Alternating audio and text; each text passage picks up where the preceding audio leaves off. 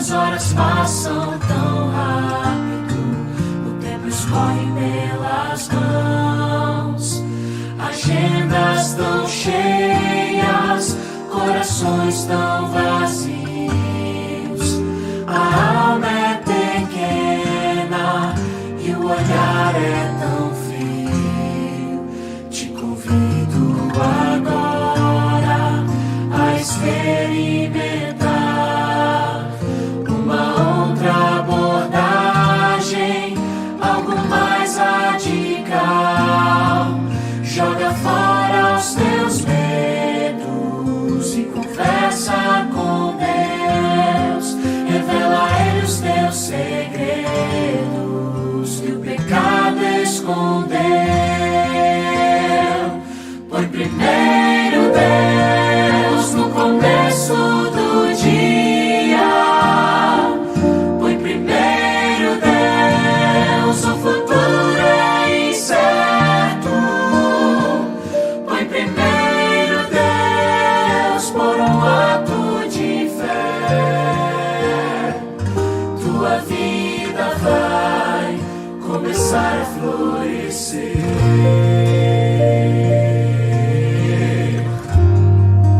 Quando entrego minha vida nas mãos do Senhor, aquele que me conhece, que sabe bem quem eu sou, eu saio confiante, pois eu sei com quem vou. Eu tenho coragem, meu escudo é o amor. Não importam as lutas, a cruel tentação, eu caminho seguro, amparado em suas mãos. Não importam as provas, vou sorrir e cantar, porque nas mais escuras trevas é possível brilhar. Primeiro Deus no começo do dia. Põe primeiro Deus, o futuro é incerto. Põe primeiro Deus por um ato de fé. Tua vida vai começar a florescer. Põe primeiro Deus, põe primeiro Deus, põe primeiro Deus, pra tua vida florescer.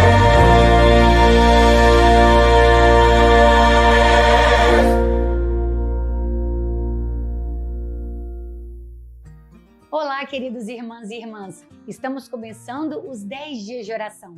Este é o início de uma jornada significativa rumo ao lar, revelando os segredos da vitória final. Hoje, ao explorarmos o tema Vencendo o Engano, queremos compreender a importância de discernir a verdade em um mundo cheio de desafios espirituais. Assim como John Hus, no século XV, defendeu a verdade diante da oposição, somos chamados a permanecer firmes na verdade revelada nas Escrituras. Afinal, a obediência à palavra de Deus é o alicerce de nossa jornada espiritual. Nosso chamado é para a obediência à palavra de Deus. Vamos orar fervorosamente pelos seguintes motivos. Primeiro, para honrarmos a Deus por meio de uma vida de obediência à sua palavra. Segundo, pelos líderes da igreja mundial e local. E por último, por 5 amigos de oração. Oremos. Santo Deus, amantíssimo Pai, muito obrigada, Senhor, pelo teu amor. Muito obrigado pelo teu cuidado e por ter deixado a sua palavra como guia para o nosso caminho. Que o Senhor nos ajude a honrar cada palavra escrita nas Escrituras Sagradas. Que o Senhor nos ajude a sermos obedientes aos que o Senhor tem para cada um de nós. Que o Senhor venha, meu Pai, abençoar os líderes locais, os líderes também mundiais da nossa igreja. E esteja, meu Pai, nos abençoando, nos enchendo com Teu Santo Espírito, para que possamos fazer a escolha certa dos 5 amigos de oração durante esses 10 dias. Nos abençoe, Senhor, abençoe a nossa família. Em nome de Jesus pedimos e agradecemos. Amém. Além disso, tem um desafio para você. Escolha 5 amigos ou familiares que ainda não conhecem Jesus ou estão afastados da igreja e ore por eles todos os dias. Queremos ver a transformação que Deus fará em suas vidas. E não se esqueça de compartilhar as suas experiências nas redes sociais. Use a hashtag oficial 10 dias de oração para podermos acompanhar e inspirar uns aos outros ao longo desses 10 dias. Agradeço por se juntarem a nós nesse primeiro dia. Que Deus abençoe nossa jornada rumo ao lar.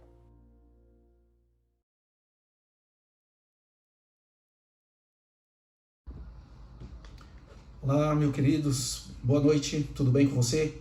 Que bom estar com você nessa jornada dos 10 dias de oração, primeiro Deus. Essa é uma iniciativa da Igreja Adventista do Sétimo Dia para aproximar os seus fiéis de Deus através da oração. Para a gente se preparar para aquilo que virá durante o ano, das nossas ações missionárias, para que nós tenhamos poder para ser revestidos do Espírito Santo e a gente seguir a nossa jornada. A temática deste ano é Rumo ao Lar, revelando os segredos da vitória final. Todos nós queremos ter vitória, não é mesmo? E essa é a revista. Essa é a revista aqui, o tema Rumo ao Lar, revelando os segredos da vitória final, 10 dias de oração. Tá? Essa revista aqui, ela tem as informações, então cada dia nós estaremos lendo e estudando aqui essa revista, tá? Aqui tem alguns objetivos de oração. Então nós começamos hoje e nós vamos até o dia 2 de março. Aí quando a gente encerra com 10 horas de jejum e 10 horas de oração, né? Então, diante desta temática Rumo ao Lar, nós estamos aqui dando início, eu tenho esse privilégio de começar com você, de dar o pontapé nessa grande jornada. E o tema que nós iremos estudar aqui é Vencendo o Engano. É a mesma temática da revista, tá? Só vai mudar algumas coisas, algumas informações. Mas é importante você estar nos acompanhando todos os dias, então cada dia terá alguém aqui indicado especialmente por Deus para estar estudando a palavra com você, tá bom? E você é o nosso convidado especial. Então, o tema de hoje é Vencendo o Engano e o verso que nós estaremos aqui estudando é Lucas capítulo 23, o verso é 56. Mas antes de a gente fazer aqui antes da gente fazer aqui a leitura do texto, eu já atrapalhando as coisas aqui, né? Antes de fazer a leitura do texto, quero fazer uma oração com você. Podemos? Vamos lá? Oremos. Senhor, muito obrigado, porque temos esta oportunidade de estarmos juntos para estudar a Tua Palavra, para orar, buscar poder do alto do céu, para fazer a Tua obra, para seguir a nossa caminhada rumo ao lar. Queremos ter a vitória final, e somente através da graça do Senhor Jesus Cristo é que nós podemos. Então, ao ler aqui a Tua Palavra, ao ler o livro de Lucas, que o Senhor venha iluminar a nossa mente para termos a compreensão da Tua vontade e seguirmos ela, Senhor. Então é o que nós te rogamos, abençoe todos nós que estamos aqui conectados, em nome de Jesus. Amém. Bom, o texto diz assim, então se retiraram para preparar aromas e bálsamos, e no sábado descansaram, segundo o mandamento. Curioso, né? Segundo o mandamento. Olha, você percebeu que nós vivemos numa sociedade que constantemente ela está tendo mudanças. Isso a gente percebe. Tenta pensar como que era a nossa vida há 10 anos atrás. Você percebeu como que mudou bastante? Principalmente na tecnologia. Antigamente as pessoas gostariam, para ter informações, ia procurar no jornal físico, ia numa banca, comprava o jornal e aí ia procurar, né, as notícias. Celular hoje, ele tem muitas informações, mas antigamente servia somente para ligações. Só essa era a função do celular. Hoje em dia no celular tem tudo, você tem a Bíblia, você tem o livro do Espírito de Profecia, você pode comunicar com o mundo todo, tem as redes sociais, e pode ser que você esteja me assistindo através de um celular. Você percebe então como que as coisas avançaram? Então o mundo está em constante mudança, né? Agora, quando nós vamos para a palavra de Deus, algumas pessoas, e vamos dizer que não são poucas, dizem que Deus mudou a sua lei, ou seja, Jesus mudou a sua lei. Que essas coisas eram para o passado, não serve. Como nós estamos, a sociedade está em constante mudança, as outras coisas também mudaram. E até falam que Jesus mudou a lei. Você acredita? Apesar de Jesus nunca ter afirmado que ele mudou a lei, né, e isso a gente encontra em Mateus capítulo 5, verso 17, o verso 18, algumas pessoas argumentam que a mudança do dia de descanso ocorreu justamente na ressurreição, no momento da ressurreição de Jesus. Mas Jesus nunca deixou isso claro. E Jesus ele vai dizer, que aquele verso que eu te falei, em Mateus capítulo 5, verso 17 e verso 18, que ele não veio para mudar a lei. E agora eu vou parafrasear o texto. Ele veio nos ensinar como deve-se guardar a lei. Então, quando nós olhamos aqui dentro da lógica de Lucas, no capítulo 23, e isso é na morte de Jesus, a partir do verso 50 até o verso 54, e eu quero ler com você, o texto diz assim: eis que certo homem chamado José, membro do Sinédrio, homem bom e justo, olha a declaração que o texto faz, homem bom e justo, que não tinha concordado com os desígnios e ação dos outros, natural de Arimateia, né, José de Arimateia, cidade dos judeus, e que esperava o reino de Deus, tendo procurado a Pilatos, pediu-lhe o corpo de Jesus, e tirando-o do madeiro, envolveu-o no lençol de linho, e o depositou num túmulo aberto na rocha, onde ainda ninguém havia sido sepultado. Então, aqui dentro da história, após a morte de Cristo, no sepultamento de Jesus, entra aqui o personagem José de Arimateia. E o que ele fez? Ele é um homem de muitas posses, né? Bastante recursos. Ele pede o corpo de Jesus. Ele tinha um sepulcro, e naquela época o sepulcro era muito caro. E ele vai lá colocar e envolve o corpo de Jesus num lençol e coloca lá e deixa lá. Lucas ele vai informar algo que é muito importante, isso no verso 49. Ele informa que as testemunhas que viram a morte de Jesus estavam entre eles mulheres e seus seguidores que tinham acompanhado Jesus desde a Galileia. Então, acompanharam Jesus, viram o que estava acontecendo, todo o ministério, a sua crucifixão, o seu julgamento, ele sendo crucificado e a morte de Jesus, e também o acompanharam quando ele estava sendo colocado lá no túmulo, quando ele estava sendo lá. Lucas ele vai indicar que esse dia era o dia da preparação e estava começando o sábado, ou seja, é uma referência à sexta-feira. Por isso que nós adventistas nós falamos que a sexta-feira é o dia da preparação. Preparação do que, pastor Wilson? Preparação para o sábado. Estar preparado para a entrada do sábado. Estar preparado para receber o sábado. É o dia de preparação. E para eles lá não era diferente. Não era diferente. Jesus, ele jamais teve a intenção de mudar o sábado pelo domingo. Pelo contrário, o que dizem hoje. Ele não apenas ia falar da tua morte, como ele anunciou várias vezes. Se ele tivesse essa intenção de mudar o sábado para o domingo, uma pergunta para você. Você acha que ele não iria falar? Algum momento ele não ia dizer alguma coisa? Porque a morte dele, muitas vezes ele foi falando, ele foi avisando. Embora os discípulos não deram atenção. Mas se Jesus tivesse essa intenção dessa mudança desse dia de guarda, ele teria avisado. É ou não é? Ele teria avisado.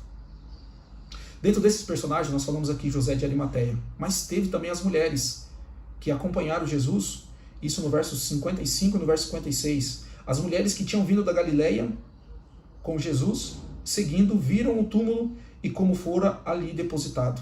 Então se retiraram para preparar aromas e bálsamos. E agora o texto. E no sábado descansaram o mandamento. Descansaram o segundo mandamento. Então essas mulheres vinham acompanhando Jesus desde a Galileia, como já foi falado aqui, e foram testemunho da morte dele. Seguiram a José de Arimateia e viu, né, aonde ele depositou o corpo. Só que o texto ele vai dizer que essas mulheres, elas não foram lá preparar o corpo de Jesus. Elas não foram. Elas saíram para descansar. Em Lucas, o termo mandamento, além de menção que o vincula a essas mulheres, ocorre também 3 vezes. Vai ocorrer em Lucas capítulo 1, verso 6, Lucas 15, 19 e Lucas 18, o verso 20. Em duas delas, aponta para a lei de Deus. Vai apontar para a lei de Deus. E no final do texto vai dizer assim: no sábado descansaram segundo o mandamento. Percebe aqui? Jesus claramente, ele observou o sábado. Claramente. Em Lucas nós encontramos assim vários exemplos ilustrando a opinião de Jesus que Jesus tinha sobre esse dia. E ele mesmo disse que ele era o Senhor do sábado. E quando diz o Senhor do sábado, naquele embate com os fariseus, ele está dizendo que ele sabe como deve ser guardado o sábado. E o que eles não estavam fazendo de uma maneira correta. É aqui que pega o ponto X da questão. Em Lucas, assim como em todo o Novo Testamento, não encontramos evidências que Jesus havia instruído os seus discípulos e os outros que ouviam as suas ministrações, que ele queria abolir o sábado. Em nenhum momento. Os embates que Jesus ele tinha com os fariseus era da forma com que eles guardavam o sábado. Eles deixavam isso pesado para os outros. E Jesus ele veio deixar leve, veio ensinar como deve se guardar o sábado. Compreende? Como deve se guardar o sábado. Então o sábado, ele observa a partir da perspectiva correta. Se você observar ele de uma perspectiva correta, ele é uma bênção. Ele é um lembrete de que este mundo ele precisa de restauração. Precisa de restauração. E essa restauração vai estar próxima. O sábado ele te faz uma ligação com o próprio Deus. A essa restauração. E quando a gente observa o sábado, nós anunciamos que Deus, ele é o nosso Criador. E não só isso. Nós anunciamos que ele é a única esperança. E este mundo que está indo de mal a pior. Você não acha isso? Esse mundo está indo de mal a pior. Quando você guarda o sábado, você está dizendo, a esperança que nós temos para este mundo é Deus. Porque ele é o nosso Criador. Amém? Porque ele é o nosso Criador. No próprio livro de Lucas, vai fazer uma menção ao primeiro dia da semana. Faz uma menção à sexta-feira, dia de preparação. Vai falar sobre o sábado, que descansa segundo o mandamento, o sábado do mandamento. E vai falar sobre o primeiro dia, o domingo. O capítulo 24, verso 1, vai dizer assim: mas no primeiro dia da semana, à alta madrugada, foram eles ao túmulo, levando os aromas que haviam preparado. Vamos pegar aqui a ótica da narrativa. Diz que na sexta-feira Jesus ele morre, que é o dia da preparação. José de Arimateia pega o corpo de Jesus, vai lá no túmulo que ele tinha, que era uma caverna, coloca o corpo de Jesus lá, enrola no lençol, coloca lá, fecha tudo bonitinho, as mulheres observam, passou-se o sábado, eles guardam o sábado, deve ter sido um sábado triste para eles, para elas, para eles, os seguidores, mas quando termina o sábado, no pôr do sol do sábado, essas mulheres, elas retornam. E que dia que elas retornam? Primeiro dia da semana, que é o domingo. Você viu a referência que faz? Sexta, preparação, sábado, segundo mandamento e o primeiro dia da semana. A diferença do sábado, do domingo, assim como a sexta-feira, não tem assim um nome específico no livro de Lucas e nem na Bíblia. Mas o sábado diz que é o sábado do Senhor. Domingo, primeiro dia da semana. Sexta-feira, dia de preparação. E o sábado, sábado do mandamento. Embora seja verdade que há casos em que Jesus instrui seus discípulos de uma maneira particular, ele chama no cantinho e começa a conversar e ensinar eles, mas em nenhum desses casos Jesus ensina os seus discípulos a invalidar a lei, e principalmente o sábado. Viu? Principalmente o sábado. Quando Jesus chamava eles, está escrito, ele dava algumas orientações que dava para os discípulos e não dava para o povão. Mas nenhuma delas. Ele está dizendo que o sábado não deve ser mais guardado. Queridos, mesmo que o mundo ele mude, os costumes mudem, o sábado não muda. Ele continua imutável. Jesus, ele não substituiu o sábado pelo domingo. Se fosse esse o caso, isso teria sido registrado no livro de Lucas. Em algum momento, Jesus falaria isso. E quando a gente lê o livro de Lucas e todo o Novo Testamento, notamos que o sábado não foi abolido e continua ele sendo uma lembrança perpétua de que você e eu, nós somos suas criaturas. Nós somos as suas criaturas. E um mundo que tudo muda, o sábado, ele lembra que a lei de Deus é o reflexo do seu caráter. Então, não muda. Deus muda? Não muda. Se a lei reflete o caráter de Deus, Deus que não muda, a sua lei também não muda. E isso está incluindo o quarto mandamento. O sábado é um convite que o Senhor nos faz para lembrarmos que nós somos as suas criaturas, criadas por Ele, e que a restauração de todas as coisas, ela está bem próxima. Vamos guardar o sábado? Vamos nos entregar ao Senhor? Esse Deus que não muda, o amor dele não muda por mim e nem por você. Então, que nós continuemos nos preparando rumo ao lar, porque a vitória, ela é certa. Que Deus te abençoe. Não deixe que o mundo te mude. Permita-se que o Espírito Santo é que guie sua vida e você venha viver de acordo com a vontade dele, porque a vontade dele é te levar para a eternidade. Meus queridos, que Deus abençoe. Estamos juntos nessa jornada, que nós venhamos nos aproximar de Deus e que a sua vida seja uma vida de ricas bênçãos vinda da parte de Deus, tá bom? Um grande abraço, que Deus lhe abençoe.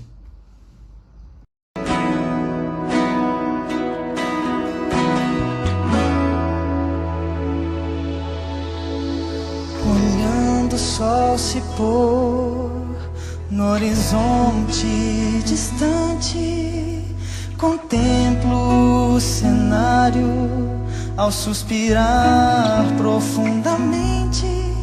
Sentimento sublime invade o meu viver, alegria emocionante ao ver o céu escurecer. Fecho os olhos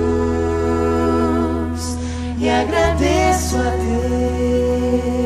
Deus por criar o sábado como um dia seu e meu. Nosso encontro mais íntimo coroando a semana, um tempo de comunhão, descanso para o coração.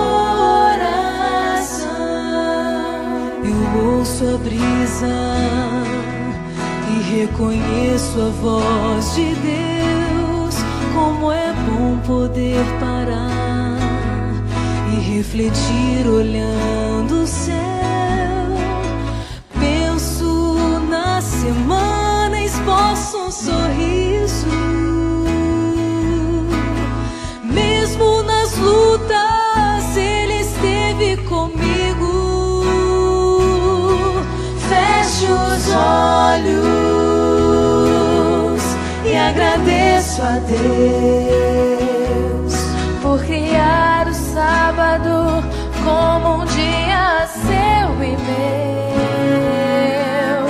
Nosso encontro mais íntimo coroando a semana, um tempo de comunhão, descanso para o coração.